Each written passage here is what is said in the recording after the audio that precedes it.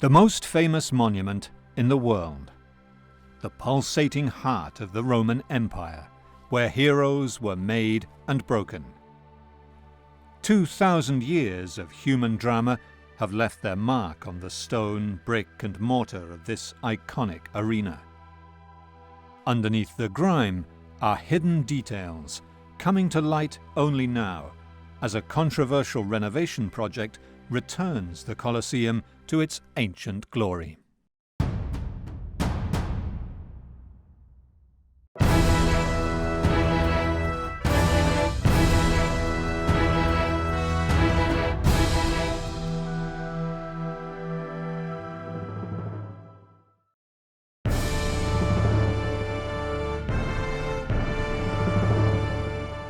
This is Rome, the eternal city, the center of the greatest empire of the ancient world.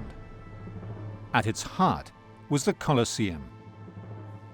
2,000 years after it was built, this iconic monument is in dire need of repair. Through a unique public-private partnership, the Colosseum is getting a historic facelift. I think that beyond being a pleasure, it is also a duty to do these things. The Colosseum is a symbol that represents Italy. It is a monument that everyone worldwide loves.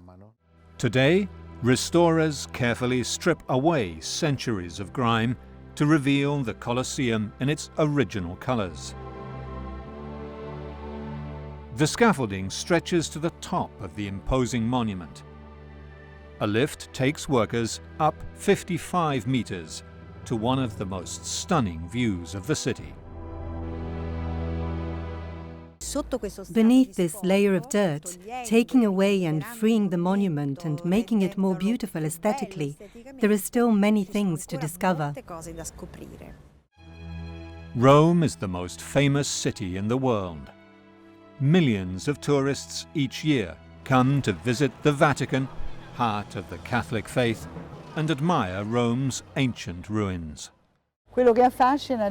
This monument fascinates because of its uninterrupted history. People came here continuously, except for a few periods, a continual use, a continual transformation. Although the Forum was ancient Rome's political center, it was the Colosseum that Romans loved, where the emperors paid for quality entertainment to win the hearts of the citizens. Construction began around 70 AD and ended 10 years later. 80,000 spectators watched gladiatorial games every day for 100 days to inaugurate the arena, a celebration fit for the greatest of all amphitheaters.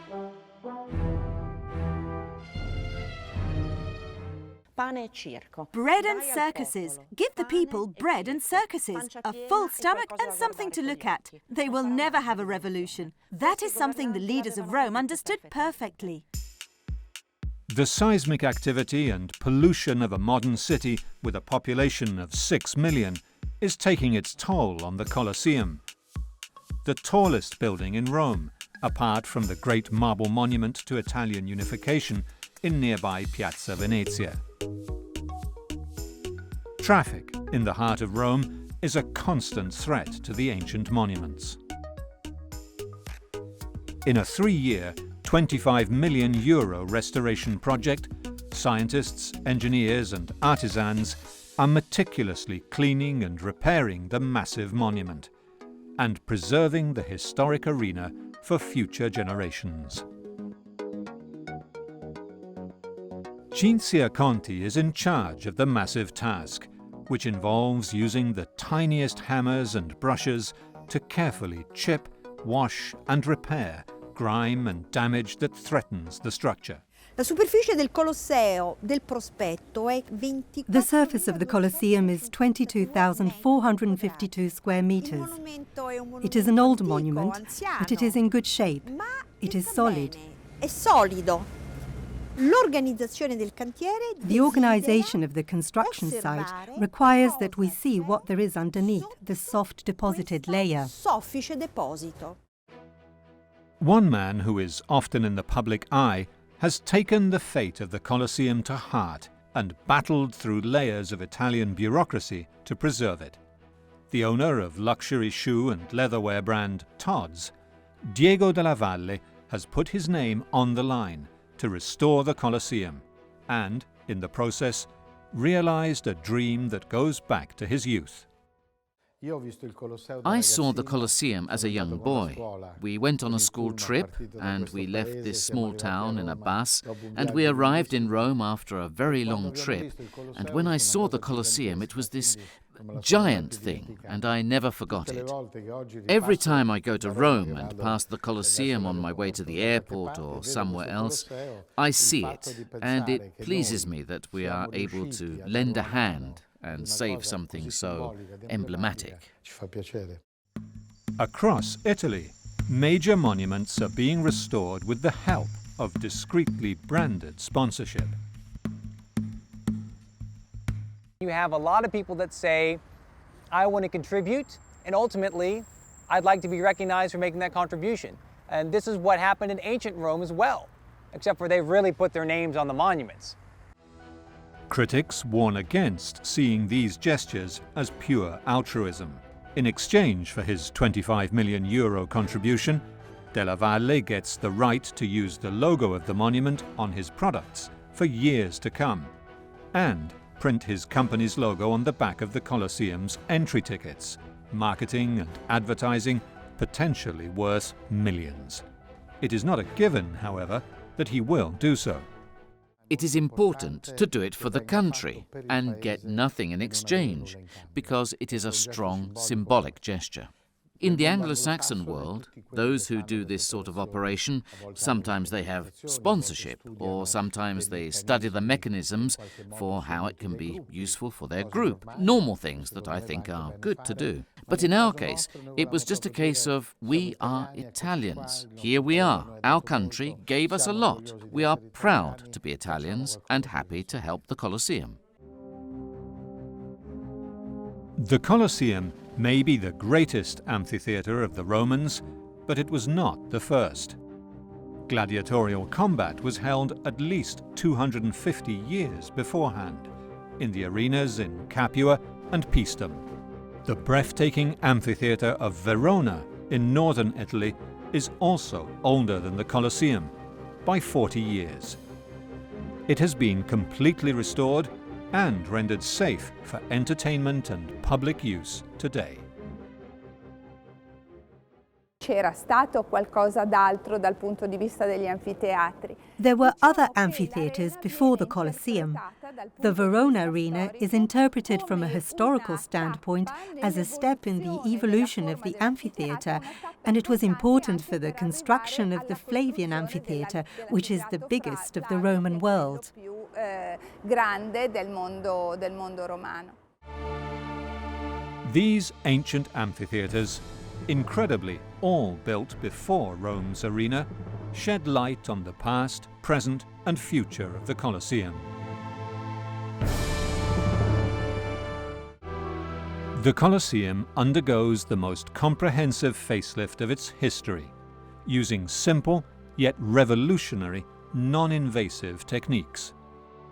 Dr. Darius Aria is the director of the American Institute for Roman Culture and has directed excavations of ancient Rome.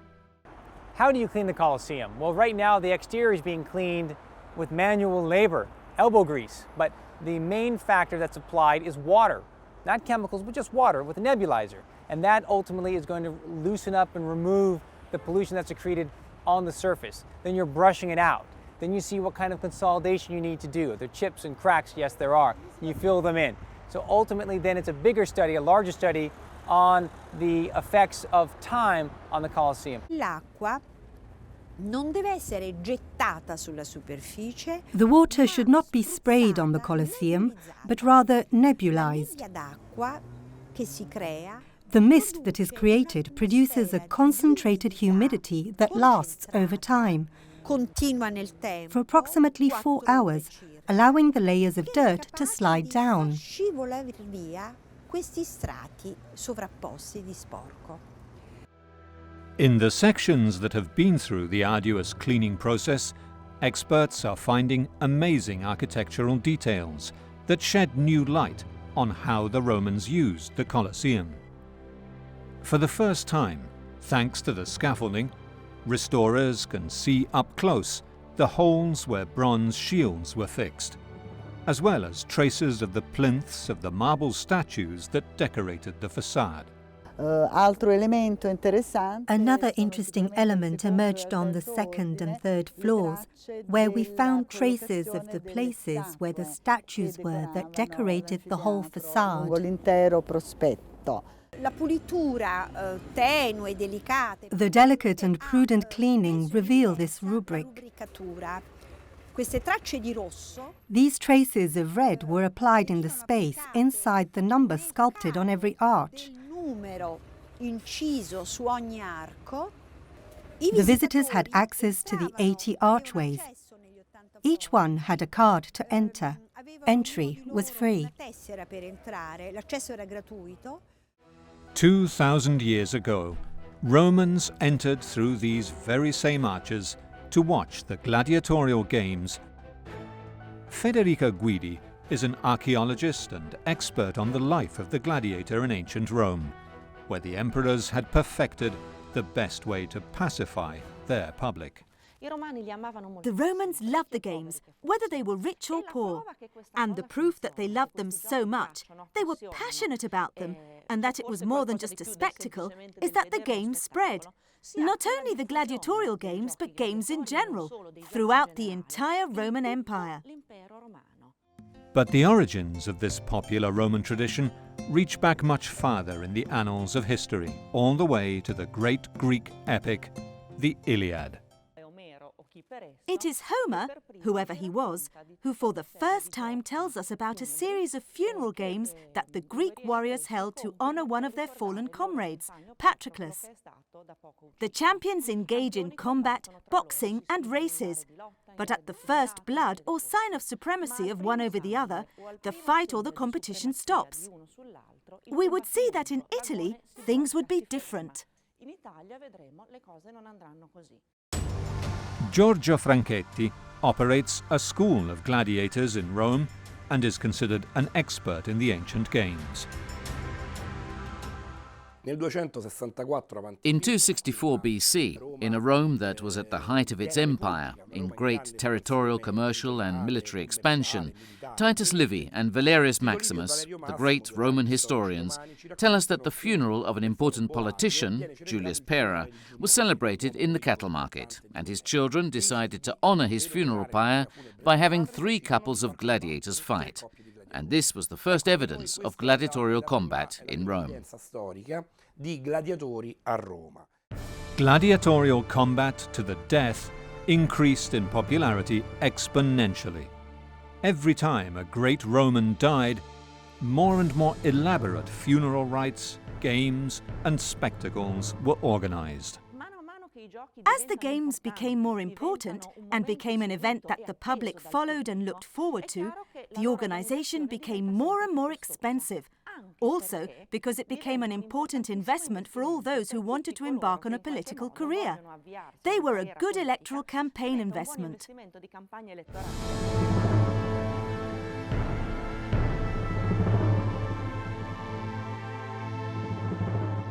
The organizers of these grand shows were called lanistas, and they rented their services for the most elaborate events, which were wildly popular with the Roman public and a prime political opportunity.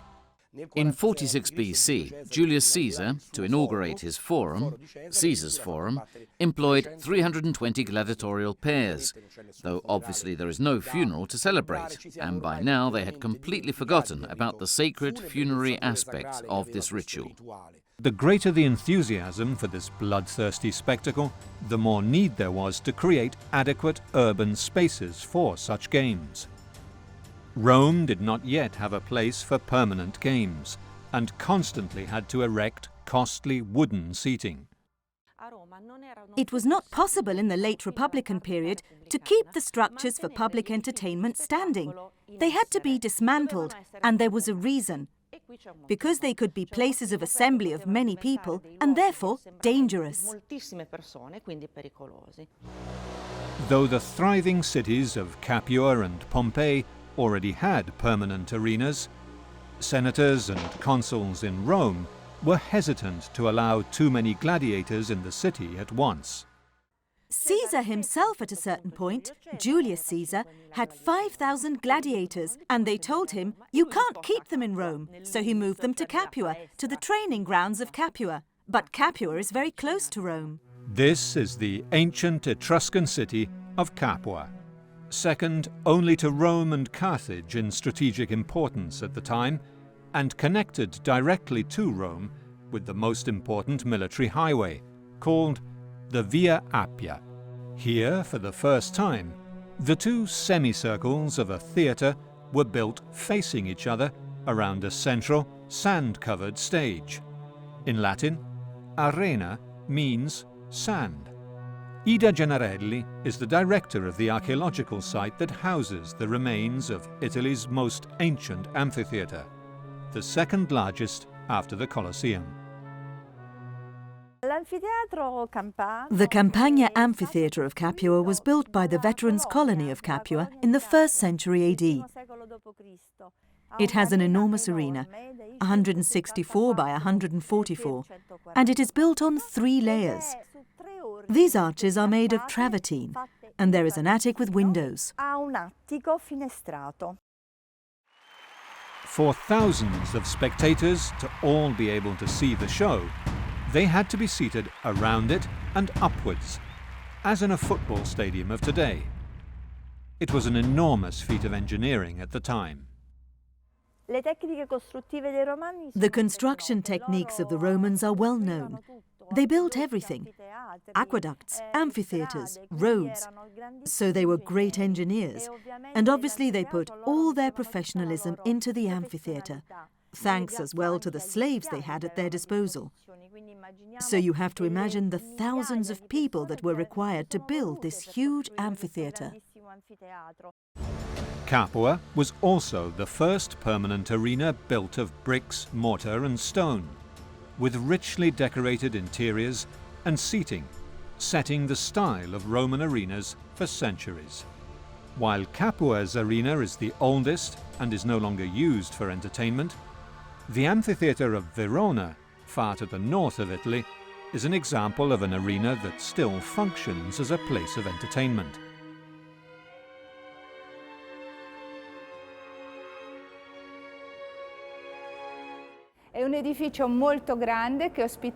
It is a very large structure that held up to 30,000 spectators that staged great events, both gladiator against gladiator, but mostly gladiator against animal, either ferocious or exotic. The peaceful period after the rise of the Emperor Augustus saw great expansion and new colonies, and with them the spread of gladiatorial games in arenas, by now the hallmark of the Roman Empire. These epigraphs tell the stories of famous Roman gladiators, citing them even by name. For example, one was called Generous because he was very brave, and he died after fighting in many battles here in Verona, but he died invictus, without ever having been defeated. Another was called Pardon because he moved in a way that was very feline.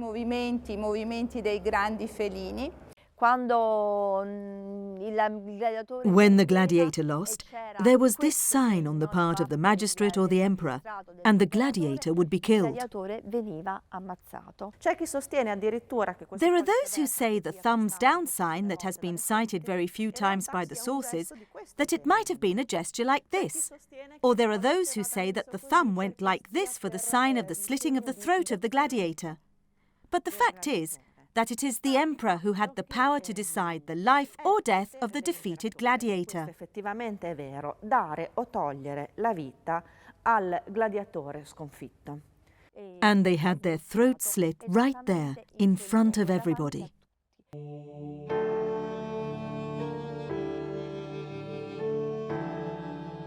The amphitheatre also had entrances for the different social classes, as well as separate doors for the winners and losers. The two entrances of the arena were the two main doors. The triumphant door that faced the city where the parades came into the arena, and the door of the losers, the Libitina door. The intermediate corridors where spectators moved through to their places were called vomitoria, and they were richly decorated, as evidenced by the original pieces housed in the Capua Museum. There was this illusion that they were all equal. I could be next to someone who was important. I could be no one or someone. All there together rooting for our favourites.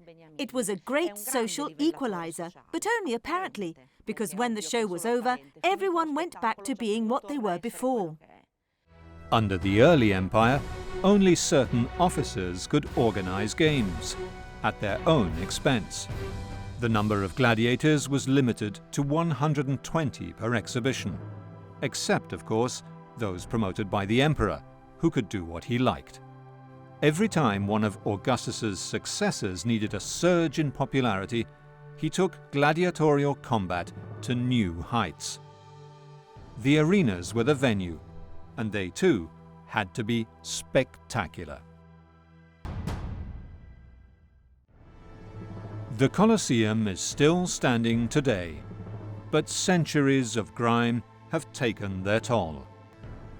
The painstaking renovation work is revealing the original colour of the Colosseum, as it might have looked to the Romans who 2,000 years ago attended the first gladiatorial combat here.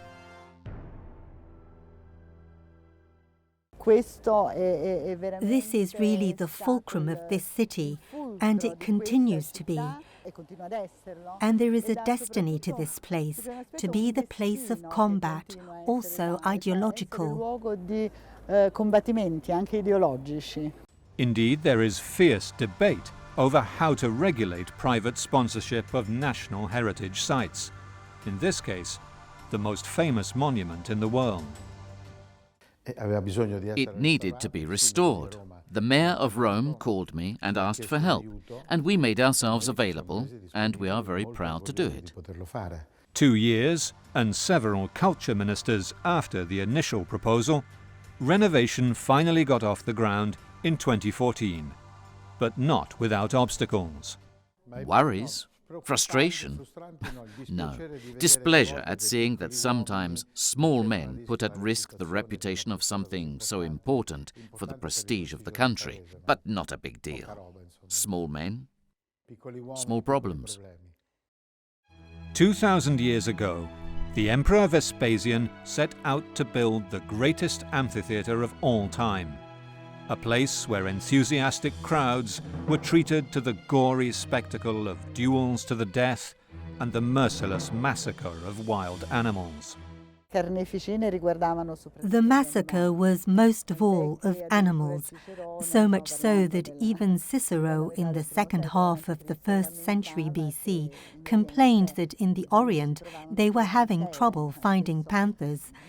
This is the sign of how much the wild animals were almost going extinct. But exactly who were the gladiators? In the beginning, it was prisoners of war who entertained the Roman public in the arena. It is not by chance that the first armour gladiators wore were called Samnite, Gallic and Thracian, named after the enemies of Rome. Each type of gladiator could be recognized in the amphitheatre from afar by their helmet and armour. This is a typical Thracian helmet. It is perfectly recognizable by this crest that ends in an animal head, unique and special to the Thracian helmet. They were prisoners of war, criminals. Some even volunteered. They were desperate Romans who signed contracts that were legally binding and of set duration, in hopes of fighting their way out of debt despite becoming social outcasts. But they were also famous.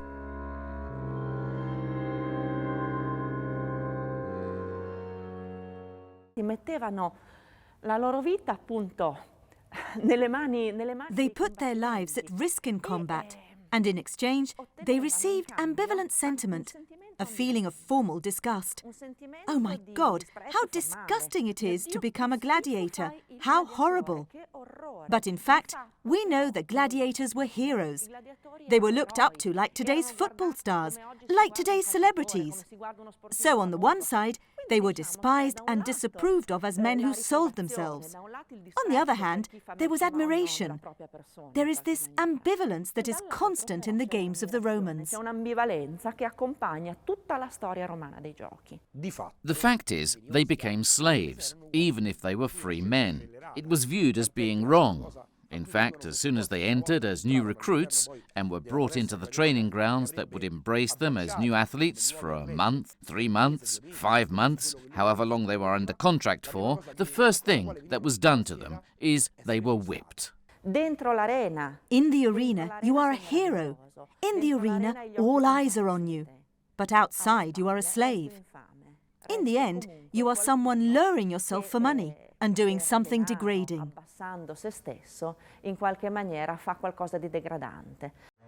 Their popularity was undeniable, especially, it is said, among the high society Roman women who attended the games. The gladiators were strong, athletic, and, according to legend, very desirable. The women desired them. They thought they were beautiful. The high society women from good families ran away from home for them. In the training grounds of Pompeii, they found, among all these male skeletons, a skeleton of a woman. They say she was a rich matron who had paid to come to see her favourite gladiator, something that was documented. There are those who say with a smile, in any case, she died happy. Roman matrons dumped their husbands and children and boarded a ship with a group of itinerant gladiators. But gladiators were not just male. Female slaves and prisoners also fought. The gladiator women weren't allowed to fight as equals, though. They were made to fight over the lunch hour with the dwarves and the others, while the spectators waited for the real entertainment, the real protagonists, the men. Despite the fame and fortune some might achieve, most gladiators' lives were hard and dangerous. As the gladiators became celebrities, the men who managed them became rich and powerful. These manager agents were called lanistas. Until the time of the Emperor Domitian, they invested in and trained whole gladiatorial teams. A good lanista, a good manager, is one who knew how to read the human qualities he had in front of him. You are skinny and fast. You will be a retiarius, armed lightly with a trident and a net.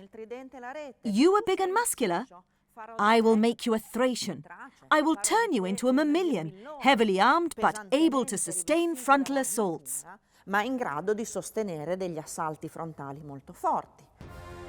The gladiators were assessed, fed a rich diet, and then specially trained, not always with real arms, however.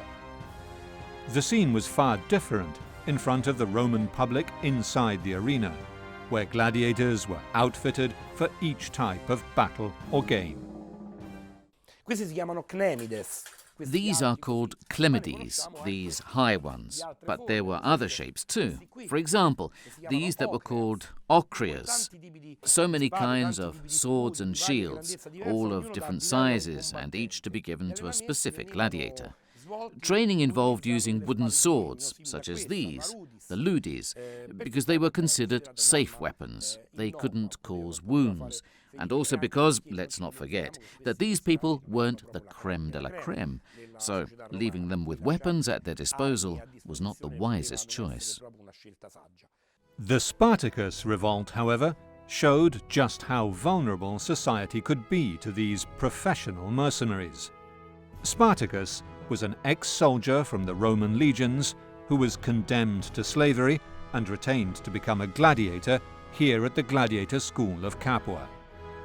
In 73 BC, he led a slave uprising against the Roman Republic, which quickly spread across the entire south of Italy.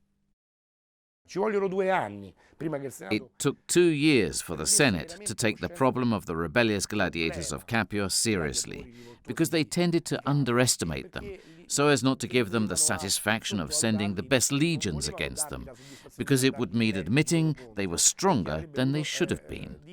But they were.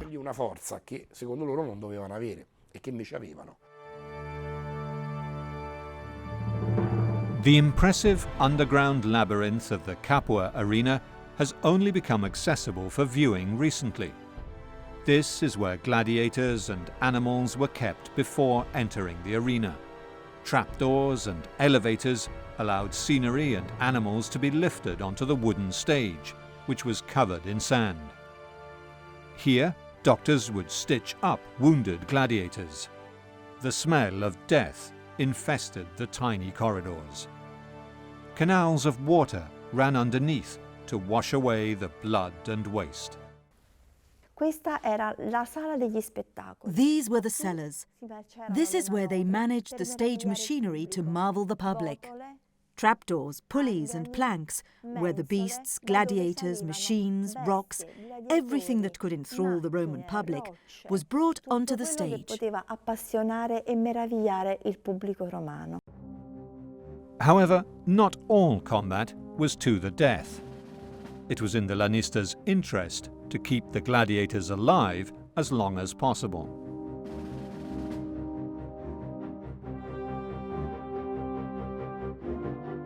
The armour and the components of the equipment were always studied to balance the offence and the defence so that the combat would last as long as possible. Not just the emperors and magistrates decided the fate of the gladiators, but also the Lannistas, who acted as referees in the games. Frescoes and epigraphs of ancient gladiatorial rites recall there was often pressure from the public to spare popular gladiators' lives. It would be crazy to go and kill a gladiator, a favourite of the crowds, when the crowd is asking for the gladiator's life to be spared. Today, the only form of fight to the death still practiced is the bullfight, a spectacle that still thrives in Spain and the Spanish-speaking world. Behind the scenes, the younger toreros prepare their magnificent clothes, called traje de luz, or robes of light, while the more senior matador prepares mentally to kill the bull. It is an ancient rite and not without risk, both for the toreros, the picadors, and of course, the matador. The killing technique is the gauge of the matador's value, just as the ancient Romans judged the valor of a gladiator by his capacity to escape and deliver death. The arenas of 2,000 years ago guaranteed a unique form of entertainment, a magnificent show with complex scenery, exotic animals, music, and often an unforgettable bloodbath. Rome, however, was the last city to get its own arena, and building it was a special feat of engineering. The construction of the Colosseum was an enormous undertaking. There were already several large amphitheaters being built throughout Italy at the time, but this one had to be the biggest, this one had to be the best. Building this mega arena in the very heart of Rome was more than a triumph of engineering. It was an astute political ploy on the part of an ambitious dynasty of emperors who took the Roman Empire to new heights of power. Nearly 500 years after the earliest gladiatorial combats were recorded, Emperor Vespasian, first of the Flavian dynasty, had a unique opportunity to build an arena in the heart of the empire's capital city, but also to destroy the memory of his predecessor, Nero. The city's geography favored his plan. The Rome of Julius Caesar and Augustus expanded fast and chaotically, and in 64 AD, a great fire burned nearly a quarter of the city to the ground. Although Nero has been both blamed for the disaster and accused of infamously fiddling while Rome burns for being at the theatre during the fire, other reports have him participating in the relief effort and actually paying for the reconstruction of the housing. The history books, the successors, aren't very kind, and so we have a rather stilted image of Nero. But Nero was a person who modernized the city, gave it new infrastructure, gave it a new fire code.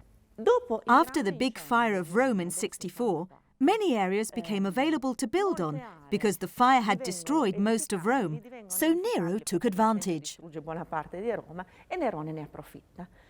For the first time, urban planning was applied to the chaotic city with wider streets and brick buildings. But Nero also carved out a huge area for a new palace, which extended onto the Opium Hill to the north, the Palatine Hill to the west, and the Caeline Hill to the south. He called it the Domus Aurea, the Golden House. Between the buildings stood a massive square pool. In the enormous entrance to the palace, he built a huge statue of himself as a colossus, a giant. But over time, bit by bit, the Domus Aurea and the grounds around it were all dismantled. So we have very little to see. When Nero was deposed shortly afterwards, the house was abandoned. And to further destroy any trace of their predecessor, successive emperors built on top of it. Roman architects had mastered the art of civil engineering, with bridges, aqueducts and roads. And now, a space in the city's heart became available to build in. Is done by teams of workmen that are very skilled. They've done this before. And this is ultimately something that is lost because we can't build something of this scale by hand. We do it with mechanized means and cranes and machines. This was all done by hand. This was all done by brute force and physical labor. And then when you're building your scaffolding, it's made out of wood. When you're hoisting up material, it's cranes that are made of wood with metal pins and ultimately ropes that are made by hand. This is how you build the Colosseum. The Forum stands in a valley beneath the Palatine Hill, where the imperial palace was. The palace dominated the Circus Maximus, the main chariot racing stadium, and today the venue for political rallies, soccer celebrations, and rock concerts. The Circus Maximus was enormous. It could accommodate hundreds of thousands of spectators at a time. Last built in its final phase by the Emperor Trajan, which is partially excavated, but it extended for over 500 meters. Overlooking the Circus Maximus were the spectacular emperors' palaces, from where they had the best view of the entertainment and could interact with the Roman public below. It was a great opportunity to communicate, and over time, the emperor always had a palace with a circus, also in Constantinople. To the west of the palace was Nero's pool, which was to become the site of the Colosseum. Vespasian found the coffers of Rome empty and turned to a shocking expedient to fill them again. He made Romans pay to use the public urinals. And he was rather practical. So you can imagine, for example, when he says, let's tax the public lavatories, so that if you're going to the bathroom, you got to pay a fee. This is the kind of practical benefits that he is all about. A lot of people don't really agree with that at the time, but he says, you know what? This is what we have to do.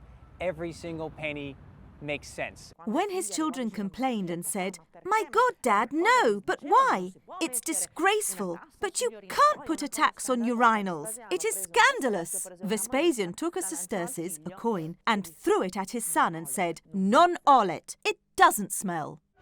Nero's artificial lake was the perfect foundation for Rome's new amphitheatre, and work began in 70 AD to build the arena the imperial capital deserved, at the foot of Vespasian's residence and a stone's throw from the Forum. Before the Colosseum, you have a long history of various locations in Rome used for gladiatorial spectacles. The earliest documented use is in the Forum Boarium of the cattle market in 264 BC. But ultimately, through the Republic, it's really in the Roman Forum itself that you have the occasional games held temporarily.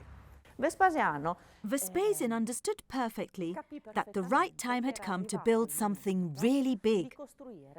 Think about a work site the size of the Colosseum, how many jobs it gave, the demolishing of the area, the recovery of the pool for building, the building materials transported there. The stone used to build the Colosseum is travertine, an ancient type of limestone rock formed hundreds of thousands of years ago from the calcium carbonate deposits of ancient sulfur warm springs. As the climate changed and the springs dried up, travertine was left behind. Its special qualities made it perfect for the grand monuments of ancient Rome. Travertine geologically has holes, which are technically called vacuoles. They are resistant to water. They do not absorb water. They can hold water like a glass, but the water remains. This is extraordinary. Here is the limestone, as if we were in a cave with stalactites and stalagmites. It helps you understand that the hole is rich with limestone, so it cannot absorb water. These quarries in the hills of Tivoli near Rome have been providing the raw material for buildings and statues since the very earliest times. Until very recently, travertine was almost exclusively quarried in Italy. Today it is mined worldwide, but Italy has been perfecting the extraction process for 2,000 years. Alessandro Dandini da Silva works in Fratelli Pacifici quarries, one of the largest travertine quarries in Italy. There are other quarries in the world: Mexico, China and Turkey, our biggest competitor in Europe. But here in Italy we have the highest capacity for extraction, and nobody has been able to do it quite as well. The principal area in Italy is Tivoli, the same place that the Romans quarried stone for the Colosseum and the other monuments of Rome more than 2,000 years ago. Although travertine looks porous, it is also extremely hard and polishes up to look like marble, although its chemical constitution is more like limestone. The qualities of this stone are its easy working characteristics and strength as a construction material. It is an extremely solid stone, but at the same time not very hard to work, like, for example, marble. We can say with certainty that the surface of the Colosseum was like this. The surface was left rough and grainy on purpose.